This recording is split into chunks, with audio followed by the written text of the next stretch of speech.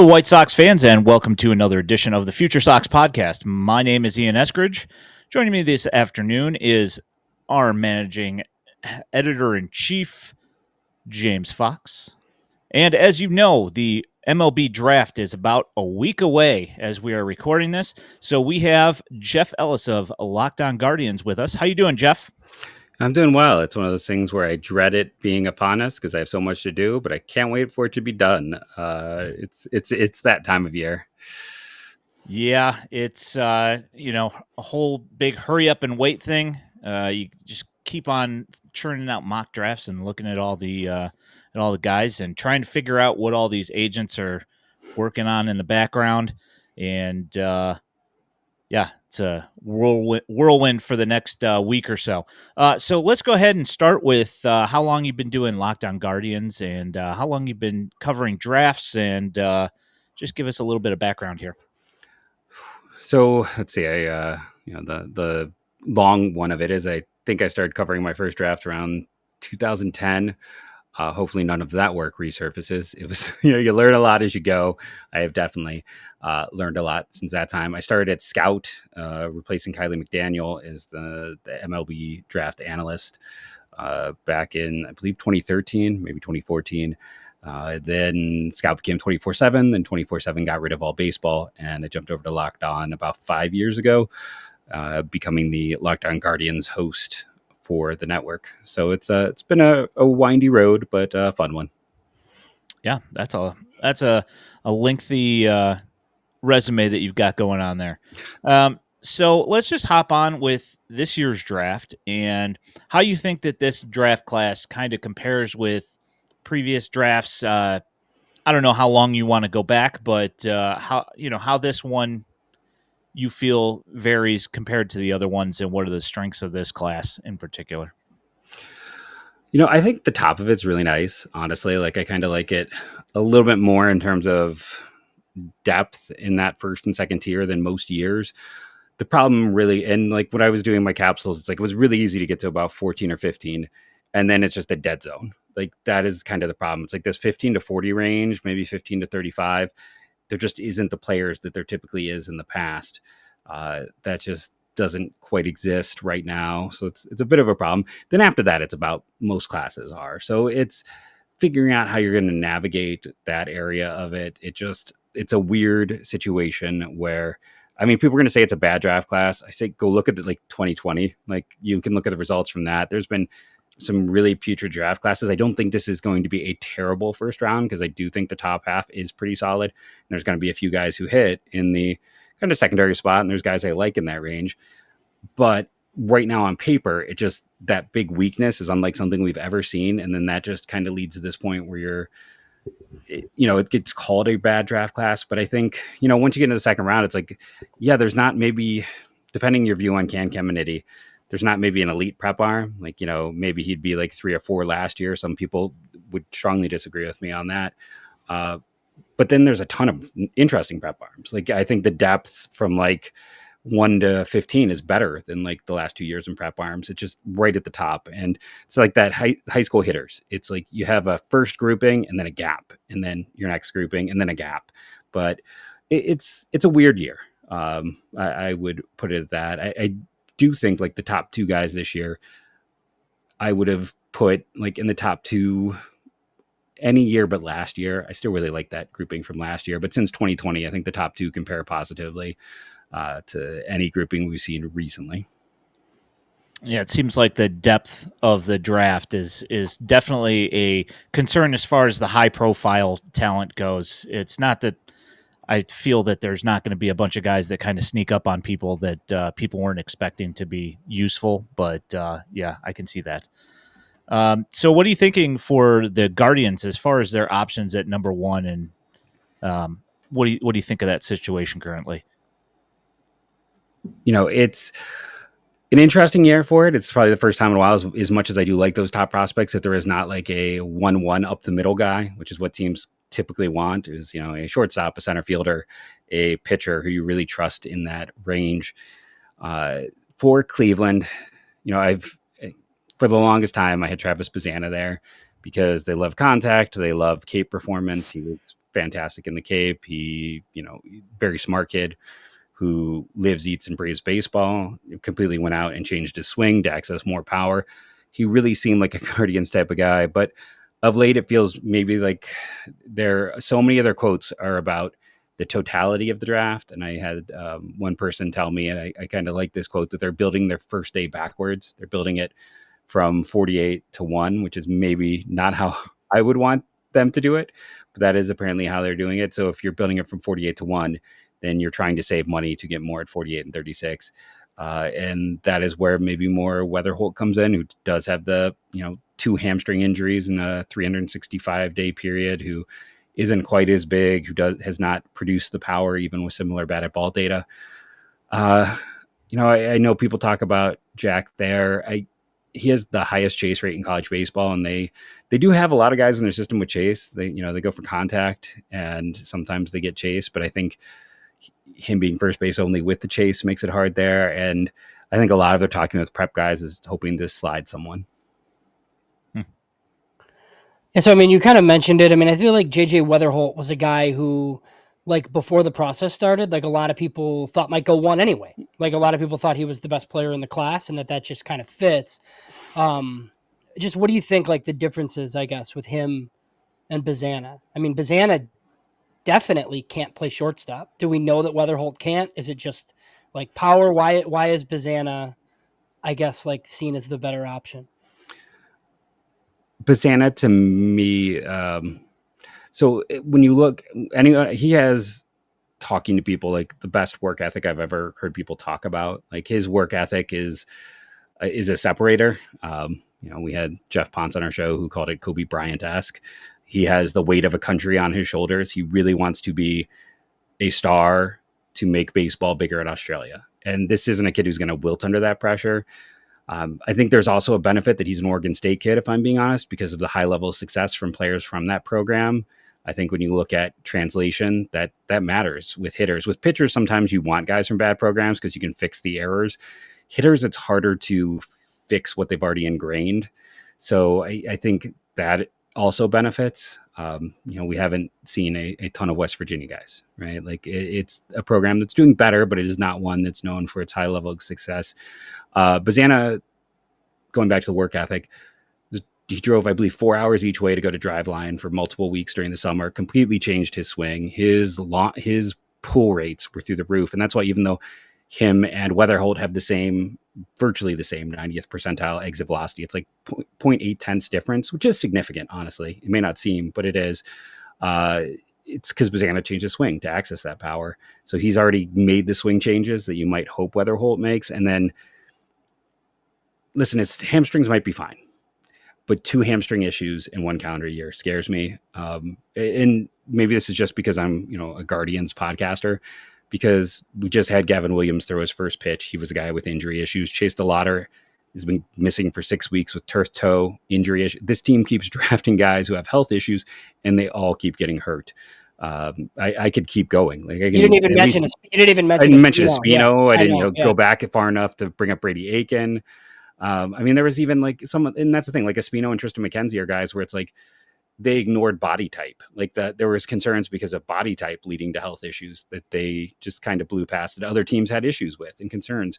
So I don't love health stuff. I really like JJ Weatherholt, but I've just gotten too burned with recent picks. It makes me nervous. So in this situation, I think when you're like, one guy's a completely healthy track record, yeah, he's maxed out. Bazana is jacked. He is maxed out. But I also think, like, yeah, he's second base now. The arm is not great, but like, tell that kid, hey, we don't think you can play center field. And by 6 months later, he's going to be at least an average center fielder. He's that kid. You tell him you can't do something and he does it. So he's got that ability, I think, to play center, to hit 20 plus home runs a year while being an on-base machine, making good swing decisions, and is, he's going to live on the diamond. I think, to me, he's separated from Weatherholt, and I think Weatherholt's very good. I have him 4 on my personal board, but I just think that there's a gap there. Yeah, so I mean, anybody that follows you on Twitter, and look, I think a lot of people do, not even for just Guardians content. I think you've built up enough draft content over the years. You know, you said you're going to have Weatherholt in every mock from here on out. You clearly think he's the favorite at this point, like a week out. Unless this is a fantastic smokescreen. And in fairness, like a year ago, we don't know how it would have worked out, but everyone said Colt Emerson, and Colt Emerson went before them, and they were quickly on Ralphie Velasquez, who I think I was the high guy on, honestly, at this time a year ago, just because of I had him I think I had him 22 where he got drafted, or maybe I had him 23. I had him right in that pick range, and there had been zero connecting rumors on Ralphie, like nothing at all to him. So they are a team that typically doesn't leak out information, and it does make me a little bit hesitant to know that like some of the information getting out, I can tie back to leaks to the organization. So how much of this is posturing? How much of this is trying to see just how much you can maybe, if your guy is Bazana, if your guy is Condon, how much can you chip away? Like they're definitely playing this game to see how much they can save. And it's a weird game. Like all of us were talking off air, because when you have the first overall pick, you're seeing how much you can save. There are agents where, Cleveland might offer a guy $9 million, and the agent knows that like he's not going to get 9 million anywhere else, but they're going to say no. Like we talked, there are players who are more interested in getting full slot than getting all of the money. And we don't know if that's how much the influence of agents, other things. There's like a weird calculus behind the monetary side of it. So in many ways, like Cleveland's got to pay a tax at one. So they're seeing how much they can chip away that tax. I think that kind of transfers us into segues into us the bonus pool plans for what the Guardians are going to do. And also, is there anything you're hearing for a couple picks in the after that into 36 and 48 when it comes to the bonus pool? Yeah, they're those picks are. It feels so weird to state it this way. Definitely their focus. Again, I can't believe I'm saying that when the team is picking first overall, but they're leveraging one to use 36 and 48 because it's a weird draft year. Like I am going to probably only end up with about 18, 19 guys I feel is like first round grades. And most years I am, I know most people would say there's only 20 first rounders every year. There's only 25. I'm closer to 30 most years. There are 30 guys I like that I can debate and get myself behind. This year it's much lower. Cleveland is essentially trying to get 3 of those 21 guys. That's what they're playing this game with. They're trying to get that talent down the board. And what you can do is, so you have the big pool, and Cleveland every year goes to the maximum amount of money you can spend without losing a draft pick. They're going to spend like $1 short of that. So that's an additional, like, got the math somewhere. It's either $800,000 or $900,000. If you chip away, let's say, you have like the top pick is like, I think 10-3. I could be wrong there, top of my head. If you get 8-5, that saves you 1.8. If you can shave some money, maybe on like, if you go with a 10K senior sign in round 7 through 10, that's another 840,000 you can save. So you're 800,000, 1.5. You're setting up a situation where you can slide multiple guys who are good, or maybe if you look at some mocks, there are some guys who are top 10 talents who slide, where if Cleveland's like, hey, we'll give you $5 million if you can get to 36, they'll tell teams not to draft them, and teams don't want to tick off agents and players. So if a guy tells them they're not going to sign, I can think of one example in recent history, and that was Jude Fabian, who went back to school, where the team didn't listen. So they're setting themselves up either A, to grab that sliding talent, or B, to try to get 2 guys in that range. So I think they're setting up to really buy high at both those picks. Yeah, I mean, they could very easily have $5 million for a guy at 36. Yeah, which is what, $5 million is like the 10th pick in the draft, 11th pick, something like that. I guarantee it would be a top 10 signing bonus in the first round. Yeah, so that's the thing. So it's like if player. I look at all the mocks. I don't know how.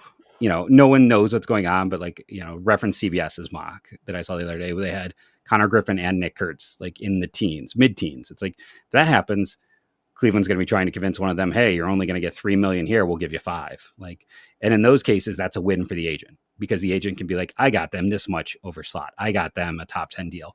That's where player and agent can agree. So I think there's some of that. They're also, they're setting themselves up for those situations, but every team has a plan A through Z.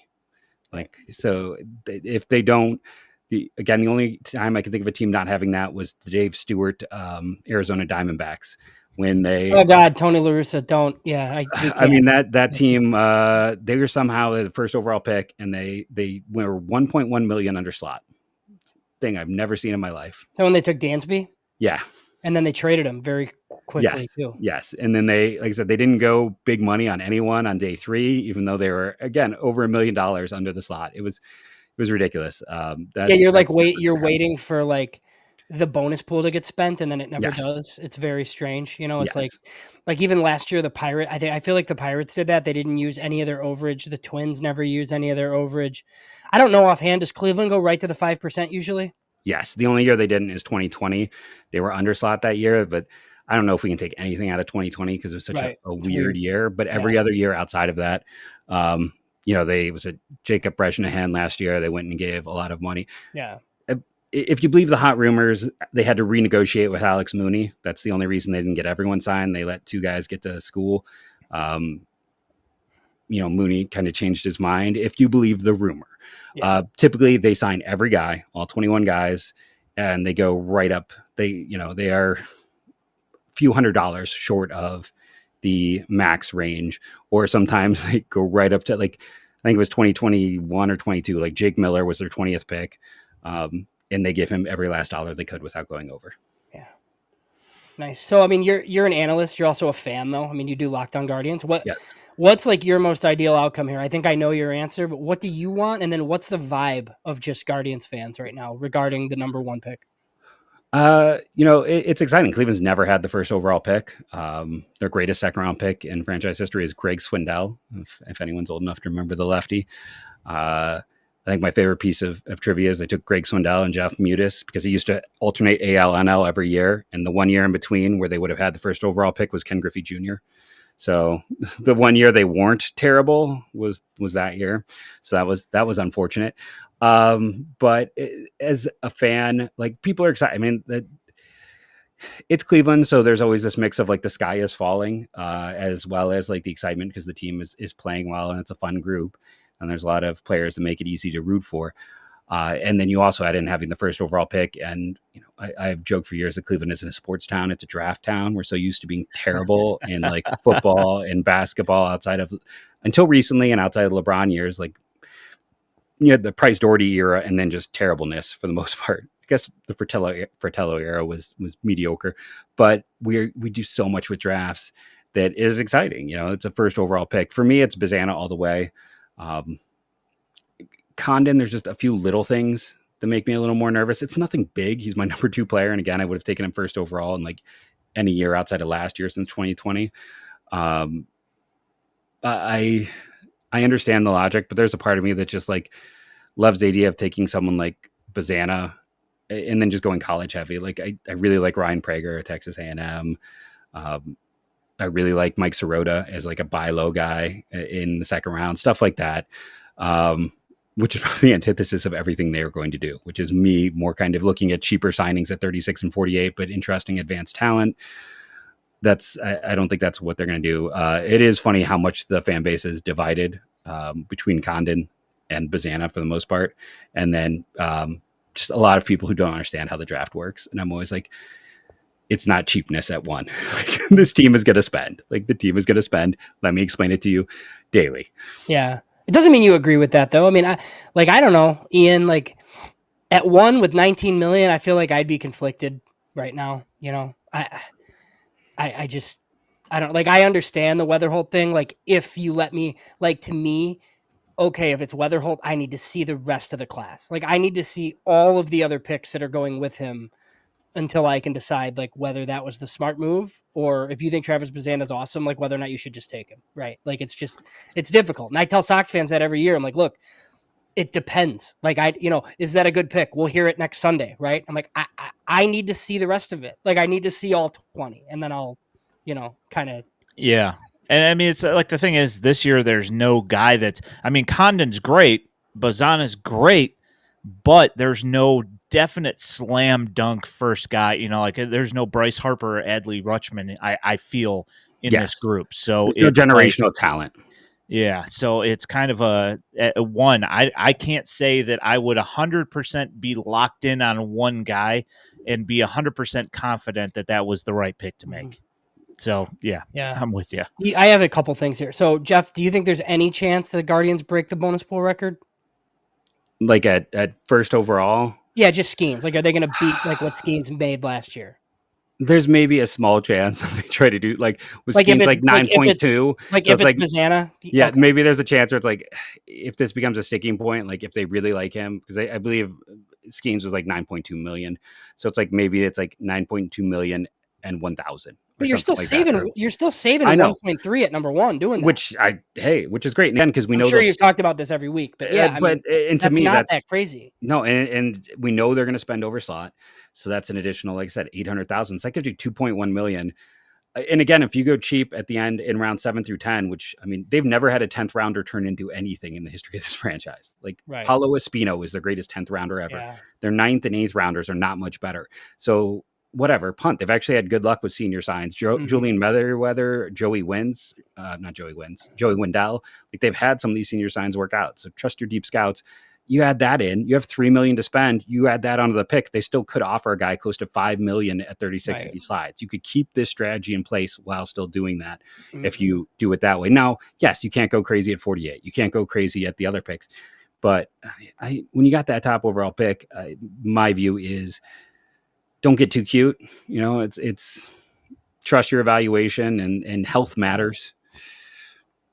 But you might be able to do one of the rumored things anyway. And like, we didn't really talk about this on air, but like Slade Caldwell is Arkansas, right? Like he might be the third best prep player, prep position player. I think he's been linked to them. And then you mentioned Brandon Doughty, right?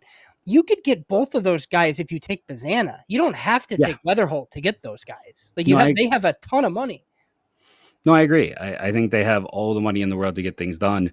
That's why, while it hasn't been talked about as much, I kind of wonder if their hope is to like offer somebody 5. Like, that's the only reason where it makes sense to be this precious, where I get it. If let's say Bazana wants 9.3 to set the record and Weatherholt is 8.5, one of the rumors, that's 800,000. That's a lot. And you can do a lot with it. But at the same time, is 800,000 worth dropping down your board? Like it has to be the thing. Weatherholt is, year one. Like I don't think 800K is enough of a, I talked about earlier. 800K is essentially slot in rounds 7 through 10. That's not worth moving down your board for. I mean, have they been connected to the top, like William Schmidt, Ryan Sloan, Cam Caminiti, those like that tier of guy, or no? We haven't seen it. Sloan, I could see, like he does definitely feel like their type of guy. One of the things that we are seeing with them a lot more is extension, and Sloan might have the best extension in that group. And they haven't really, drafted from the area before. That's why they love California kids. That's why Doughty kind of stands out. Schmidt's, I want to say a little bit older or a little bit closer to 19. I could be wrong there. I know Cash Mayfield is 19, so while they aren't quite as strict on ages as they used to be, they're still pretty. Caminiti's really young, though. Yeah, he is. He's a reclassifier, it's that interesting thing where I wonder how much that gooses how teams look at guys. Because like a reclassifier is still, you're drafting a junior. He's young, but he's not really young relative to his level. Like he would have been an older senior. Instead, he's a younger guy in this class. So it still means that for most of his career, until last summer where he played well, he was competing, because in a nutshell, it's like a lot of times when you're taking a guy who's younger, it's because they're more successful being less physically developed. So when you get that older player, then he spent most of his time being more physically developed than his peers, because 1 year does mean a lot in kids. So it's interesting in terms of those reclassifiers like Connor Griffin, like Caminiti, like Noah Franco. Those are the big 3 kind of reclassifiers top of my head coming into the year. So he is young. Was it Levi Sterling, I think, as well? They're those guys, but it's not the situation when they had a few years where they took Francisco Lindor, who was super young, but wasn't but at the same time they took Jonathan Rodriguez, who was super young, but a reclassifier. So they've been kind of all over the place. I know I'm over talking and backtracking, but does what they did, does Alex Clemmy out of Rhode Island, does that inform anything this year, like positively, negatively? He has struggled, to put it mildly. He was an interesting pick, because when you look at Cleveland, what they do best in terms of pitching develop is helping guys find a second gear, not helping a guy with command issues find command. They have, like, I think Mike Clevenger is honestly like the last guy that comes to mind that they helped with his command. Like a lot of guys, it's more they help find another gear, help clean up the delivery, add miles per hour, add another pitch. So Clemming was this weird situation.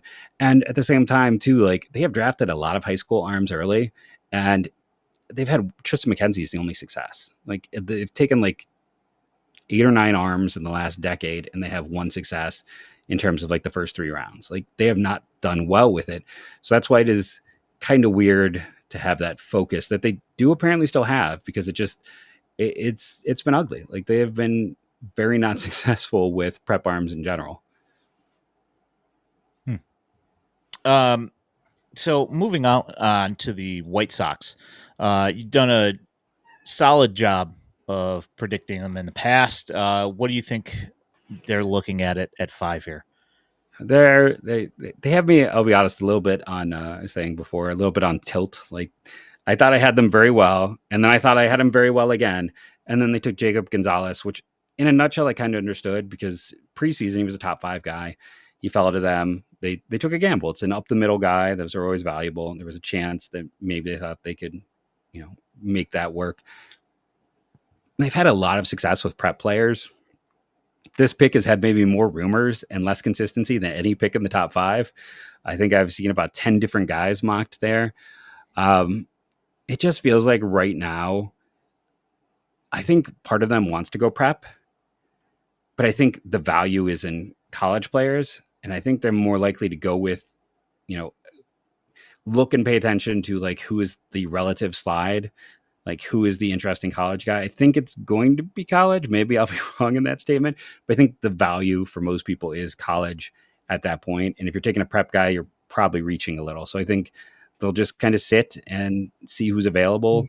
I think we think that Condon and Bazana for sure will be gone by that pick, and we don't know who else beyond that. So I think they're in a situation to just kind of wait and see. But I would lean college player. I wouldn't be shocked by a pitcher or a hitter. I think you guys are probably better informed than me at this point. I've heard rumors on Smith and Burns and Montgomery there and Kaggs, and I don't know. They're doing a good job of smoke screening it, that's for sure. Yeah, I mean, we've heard a ton. I mean, we're pretty confident it's going to be a bat just based on everything they've said, but who knows, right? Like they take Chase Burns Sunday, we're going to be like, okay, there's that, right? But I mean, literally everybody's saying that they want to take a bat. There's been Connor Griffin rumors the whole time. They brought Kaggs in for a visit last week. To me, right now, it seems like if Caglianone's on the board, I think they'll just take him. But I don't think I don't think he's going to be there. I think there's too much in front of him.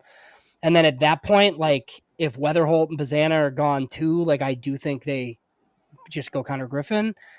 But look, like you said, like there's a college guy that they'll absolutely take that falls to 5. We just don't know who the guy is. Like we just don't, you know what I mean? Like if somebody falls there, like maybe they run the card in. I just think and the other interesting thing about them is they have pick 68. They don't usually have extra picks. They made a deal with Seattle. So how much is 43, 68, and 78 going to inform what they want to do at 5? The scouting director loves prep players. Yeah. I think last year was the last draft under the old regime. There's always a lot of rumors about, assistant GM Jeremy Haber and Rick Hahn, like would just kind of overrule a scouting director and make a pick.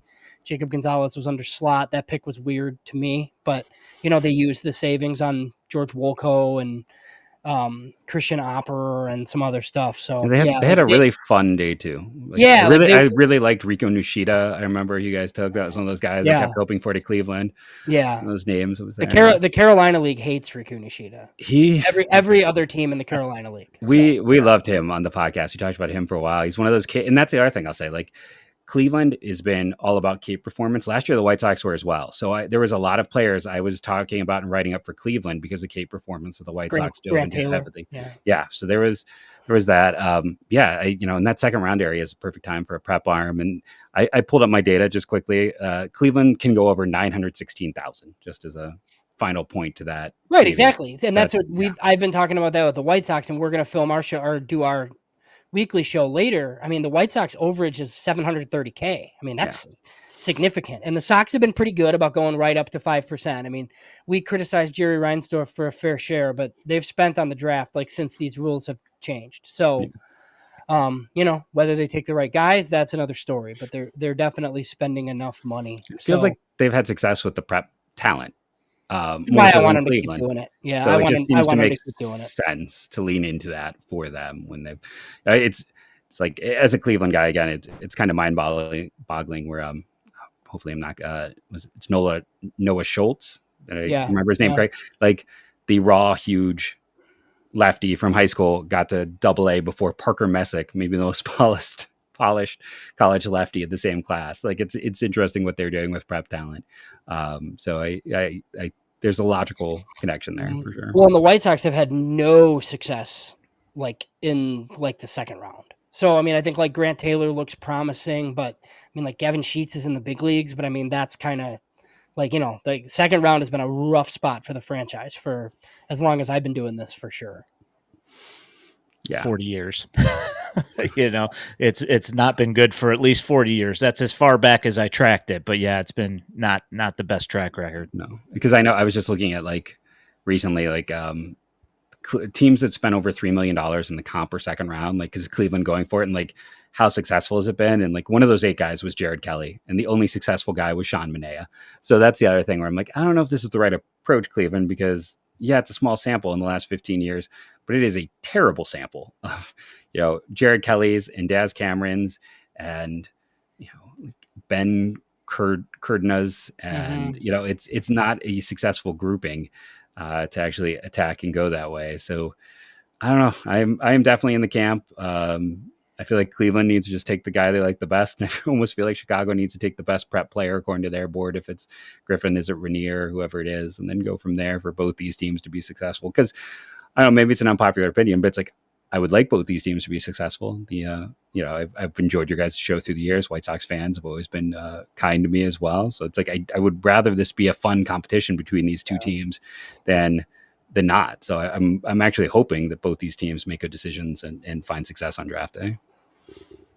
So I think we're going to get into the rest of the division too, but just looking at this draft as a whole, obviously you're in the epicenter. Like Cleveland is the number one storyline. Tell me what they're doing, and I think I have a pretty good idea. What other, I guess, just like storylines for this draft are you looking forward to seeing, I guess, or stuff you guys have been talking about? You know, I have like some down the board guys I'm intrigued by. You know, I've joked about how, and you know, you look at the batted ball data and birthdays and everything like that, how outside of like home run production, some of the swing changes in health, like there's the similarities between Bazan and Weatherholt.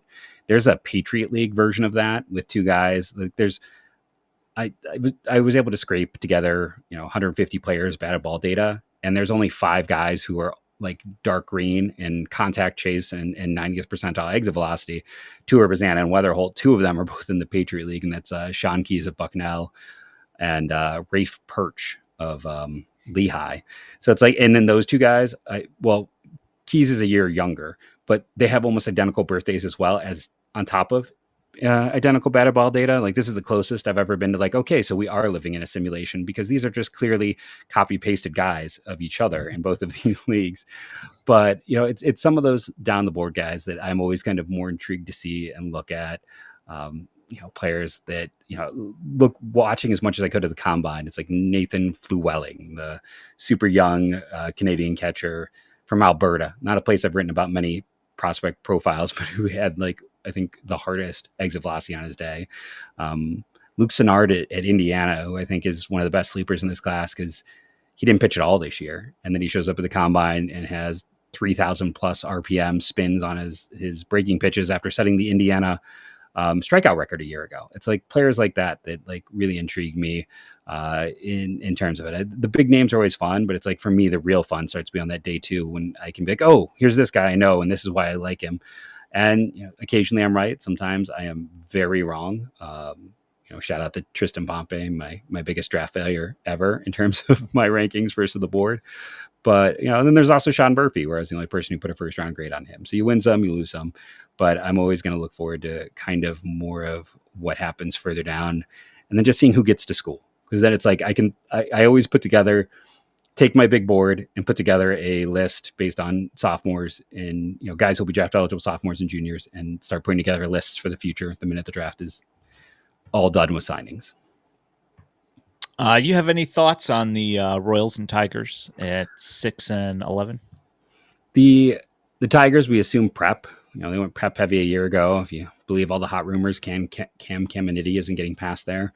I do wonder if they have any regrets about not taking Langford, just where they are right now. It's just, to me, that's an example of like, don't mess around. Like, take the elite talent. And then talk about messing around. Like, Kansas City is the king of underslot signing. Like, the year they took Manaea is because they took Hunter Dozier at 8. Like, they have, of those like 8 players that I found, like 3 of them were with Kansas City. Blake Mitchell last year, I liked him, but again, that was kind of high for him. I wasn't the biggest Gavin Cross guy. They've gone more pitcher heavy of late. I'm kind of curious, and they've gone more prep heavy. I'm just curious to see what they do, because it feels like they're in more of a situation to go college. So, who's going to be on the board? Do they go pitcher? Do they go hitter? Brady Singer is working out for them, but they have drafted so many pitchers and almost no one else has. So I'm just like, what do they, a few years ago, Drew Saylor, who's an Ohio guy, was kind of like their hitting savant. People like talked about him in hushed tones. And now that they're being successful again, I'm sure that's the same. And I really like Drew Saylor as a coach. I think he's a good guy in their system for coaching, but it's like, do they decide to lean into their strengths? And they've been such a wild card in recent drafts. They can just flip the table and mess everything up.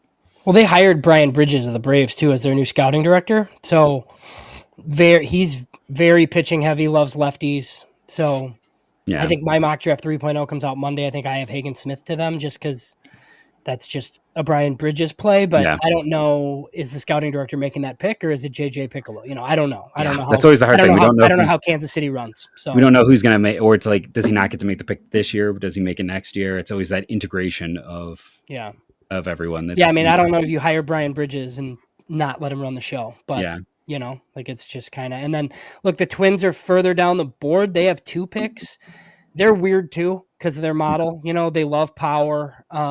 Yes. But then all of a sudden they take a high school pitcher, so they're weird too. But, I think any of those like college power prospects that fall power to them, sliding talent. It's like the only power guy who wasn't power recently was Brooks Lee, who just debuted, but that's like, he was too good to go. He was too good to pass. It's like, I agree. It's like they're kind of that spot where it's like Vance Honeycutt. I am like, he's the guy where I'm like, I'm going to let someone else take him, because one of those other things is like, I look, you kind of need some minimum exit velocity numbers to be successful.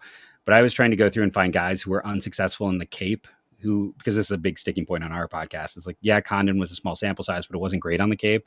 It's like the only guy I could find who wasn't great on the Cape, who went on to have a really strong career, is Pete Alonso. So then I also started digging into, because K percentage, it's like guys over 20% K percentage, it's ugly. And that's why I'm also a little bit lower on Montgomery than the field. He's almost under, but he's not there. Like, that is just one of those numbers that seems to be, if you're over 20%, it's not great. It really limits you. And Honeycutt's almost 30. And the powers, he essentially, it's like Jaron Kendall territory. And it's like his first year and his freshman and junior years are the same. Like, he tried an adjustment to cut down, and then he went back for power. And it's, it's like, do the Twins just, who's going to be the team that buys in on that? Or does someone like Cam Smith somehow slide down to them? It's going to be the weird world of what happens. But it's, they're in that weird, the 20s are weird in this draft. I think they've been linked to some of the college catchers. Like, if Loma Vida got to them, or one of those guys, like, I think maybe you just, they just do that. But the Twins are definitely interesting. Going back to like our conversation earlier. So the White Sox rarely take guys that don't have wood bat success as well. Mm-hmm. That's like a big thing for me looking at profiles. Like, I'm reading, this guy's interesting. Ooh, they were bad in the wood bat leagues. Like, probably not a White Sox guy. What were your thoughts? Did you know like Brooks Baldwin extensively during that draft? The funny thing about Brooks Baldwin is, like, I wish I should have saved the tweet. Someone asked me about him. I'm like, I don't know if he is really in play here. Like, I was like, I don't know about Brooks Baldwin here. I think he probably gets to school. But then he didn't. And I kind of started doing research when someone asked me about him because I wasn't super familiar with him at the time. I was like, okay, it's an interesting profile. Oh, you know what? I'm lying. The problem is a year ago, the guy that was the one that had the Wood Bat League success the White Sox took was I got confused, was Ryan Galeni. That was the one where someone and he's been good. Yeah, that was the one where someone asked me about him. Like, I think he gets to, and then I went and I looked up. I'm like, oh, maybe he doesn't get to school. So I apologize. Yeah. I have very little on Brooks Baldwin. It's a name that hit, but obviously not enough of a hit where I didn't confuse him with Ryan. Well, yeah. So no, he's another one. So like 2 years ago, like he played at UNC Wilmington, I believe, but it was kind of like what you were talking about with the Patriot League. He did nothing but hit. He played everywhere. He was the White Sox 12th rounder who like went nuts on the Cape.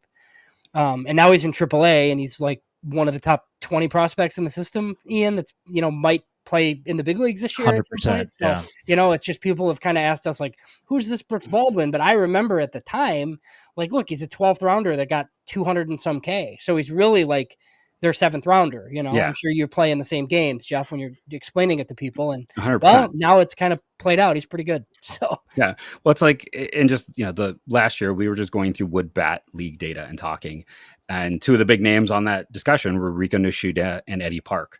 And the third was Jonah Evan Kula, who Cleveland did draft and take. And it's like these two teams, and sure, George Wolko, I can say his name. Yeah, he's a high school kid, but if you're paying attention, he also went and played in the Northwoods League a year ago. Like they are out there. These two teams in particular, and I know there's other teams as well who are into it, but these two teams in particular, was really interesting how many players I sat down and made a list of that. These are the two teams, Cleveland and the White Sox, who took the most players from that list, where I was just like, let's just look at summer Wood Bat success. And then guys who had okay years. I mean, if you look at Cleveland right now, one of the most interesting players is Hunter Gaddis on the team. And he had a great Cape and then kind of a down junior year. Like they've kind of, and that's one of those things where I wonder about a Mike Sirota type of guy, if they can, but they have almost in some respects valued the Wood Bat success more than the junior year performance with certain players. Interesting. Yeah. You got anything else, Ian? No, I mean, it's pretty awesome. Like just figuring out parallels like that between the two teams. It's an interesting look through the I think we'll see more of it because if we're being honest, college baseball was screwy this year. I think my favorite thing is like not implying anything about these players at Furman. I don't want somebody to get mad at me. It's just college baseball was screwy, but Furman had like a 50-year home run record that two players broke this year. Two players broke a 50-year record in the same year. And last count I had was like 9 schools set home run records. Tennessee set the record for like something is clearly up.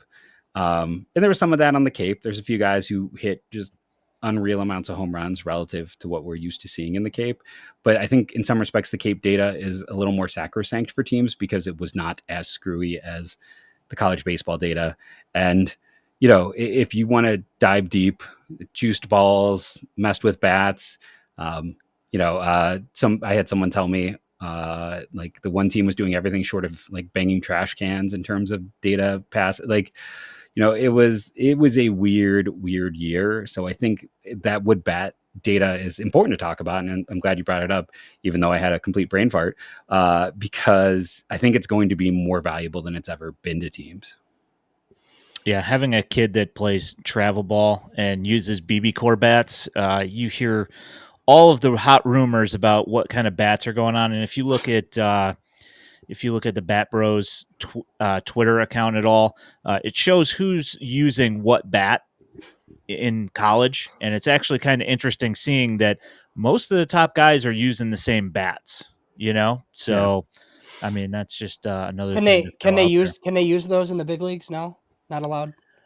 Shockingly, no, they are not allowed to use BB core bats. Yeah. I like that there was a second round pick last year who someone told me it's like he had gotten his bat so light it was like swinging a lightsaber was what I was told. And it's like I know that they get stickers on them and all this stuff, and it was like only Jordan Beck has had a sticker fall off, but there's been talk of like freezing bats as well, and like this is.